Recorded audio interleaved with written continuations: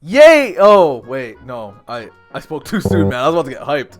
Nintendo has no plans to use game cards for first-party developed titles. Okay. Cool-ish? You know what that means? Because the whole debacle about Nintendo having these game cards, meaning like, you know, the game's not actually on the card, so buying a physical copy meant you didn't really have a physical copy, if I'm being honest with you here. It's kind of weird. You basically have a glorified digital copy if you own a physical copy of anything on regarding Nintendo. That was the thing going around with the Switch 2, how, you know, they're just licenses that you get to use. You don't own anything with the Switch 2. It's really weird space right now. Nintendo's doing some really weird anti-consumer stuff. It's actually very worrisome in the community because this might become the new norm, because Nintendo seems to be pioneering all this anti-consumer stuff in the gaming space. And I let me just say, I love Nintendo. I love them to the moon and back. But man, I gotta call out injustices where they're being called out, because right now Nintendo's doing some crazy stuff. Because they said they have no plans to use game keycards for first-party titles. So that means your Mario, your Zelda, your Splatoon, your Metroid won't have any game keycards. So maybe the physical, some. So that means the physical card will be actually on the physical disc, right? The physical game will be actually on the physical key card. So that's good. What if you're a third-party developer? What if you're an associate developer? Like, what's going on here? Like, so that means your game will not be physically on the Switch 2, is what they're basically saying at this point. If I'm reading this correctly. Let's dive in, because Nintendo, man, you're making it so hard to love you right now. I want to defend you so bad, but you're just making it difficult this time around. You can push any fears about seeing Mario Kart on a game key card aside, as Nintendo has revealed to us that it has no plans to use the new physical format on its first-party developed titles. Fantastic! What about third-party devs? After more Switch 2 titles begin to crop up under the game key card label, we reached out to Nintendo UK for confirmation about whether we should expect to see the same approach used on Mario, Link, Samus, and future endeavors. Today we received the following response: we currently have no plans to use game key cards for Nintendo developed titles. Again, fantastic, but what about those third-party devs? Because there's a lot of them. In fact, there'll be more third-party titles than first-party titles. That's usually the norm. Now, yes, the answer does specifically use the wording Nintendo-developed titles. Remember that. So there's every chance that games being published by the big N might be subject to a key card release down the line. Who knows? But your major titles in the core series will be completely on cart for the time being. It seems time being, again. This official word echoes down Doug Bowser's sentiment in his statement on the purpose of the Switch 2's new physical option. Physical games are still key part of our business. Okay, as they should, but again, I keep saying it, and you're not confirming anything in regards to third-party devs. If you're Capcom, if you're Namco, if you're Devolver Digital, if I'm one of these studio heads, will my game actually physically be on the key card when it gets manufactured? Or will it be a downloaded key with nothing on it, essentially? So, like, is it just a downloadable code or not? Like, that's all we want to know, and we're not getting these answers. The NOA president told IGN in a recent interview, while game keycards are a way that our publishing partners are able to bring more content onto the platform, deeper and larger, more immersive content on the platform. The publishing partner's specification in the above quote has had us pretty confident that first-party releases would be off key card table, but it's nice to have an official confirmation at the same time. Now, let me just dive into these comments over here. The keyword is currently.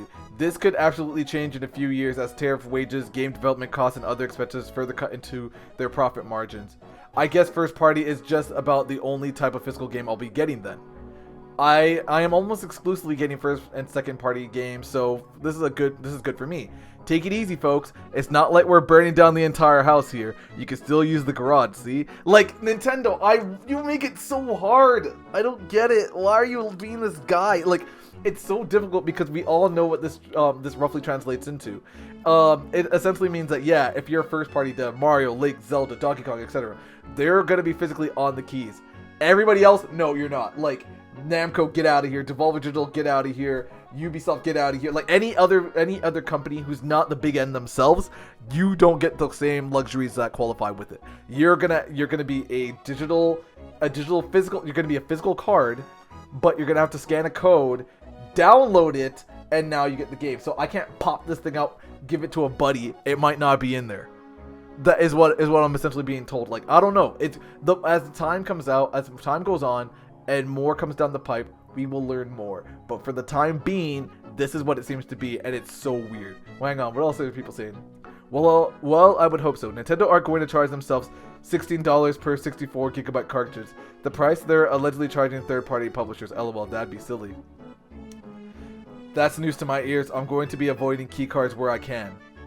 Yeah, it's a digital console at this point, in my opinion. Like, Nintendo Switch 2 is basically justifying itself to be more digital than physical, because what's the point of having a physical key card? Like, the idea is you can lend it to a friend, that'd be fantastic, but they're already offering their weird game share thing where it's like you could only share it for like, what, 2 weeks, 10 days, or whatever the case may be, around those numbers. I can't really remember, but then it ultimately slaps back to the main user's card, and you gotta re-borrow it again. The whole thing is weird.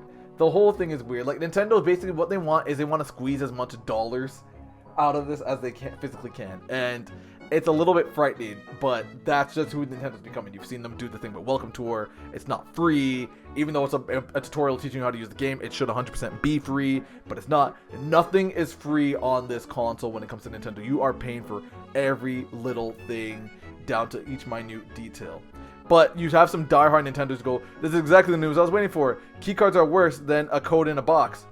Keycards are essentially a code in a box. Like, it's insane. How about none, period? No one wants them. Thank you. So even on this, and this is from Nintendo Life. Like, this is like where the Nintendo diehards live.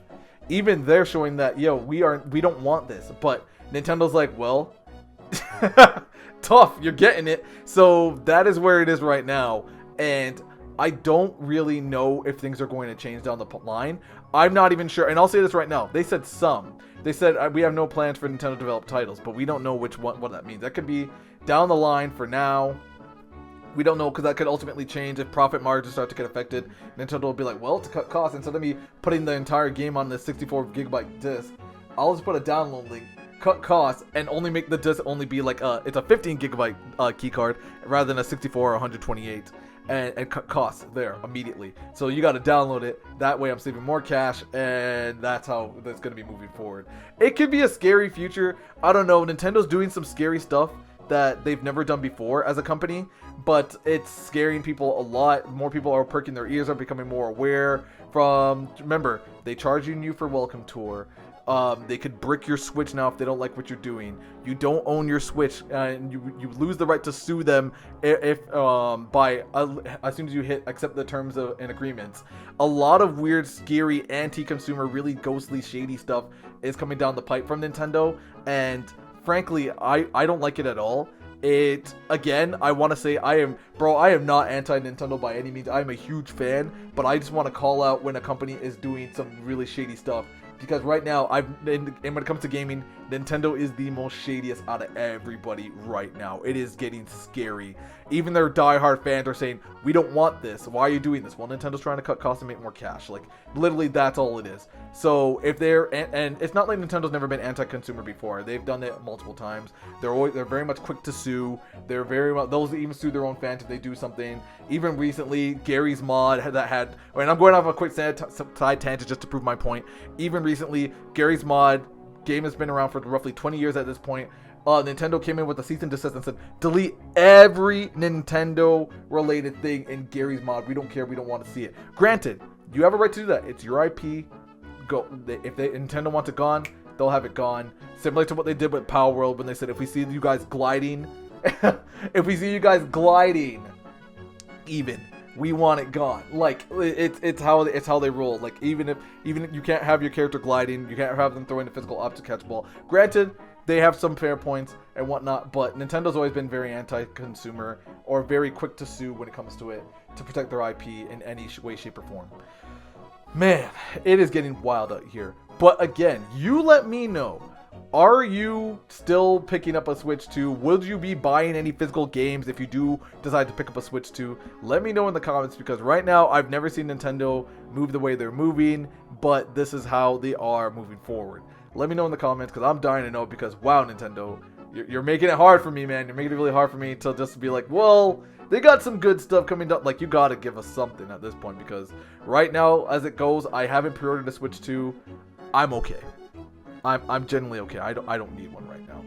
But you guys let me know in the comments what you guys think about this whole situation going on with Nintendo. Will you still be picking up a Switch 2 if you haven't? Will you be picking up physical games with it if you already have pre-ordered one? Or are you going to be digital only? Are you only going to be playing first party like the vast majority of the Nintendo community does anyway? Will you only be picking up first party titles like your Marios, your Links, and your Zeldas? Let me know in the comments, man, because I'm itching to know what's going on, because this situation is getting insane.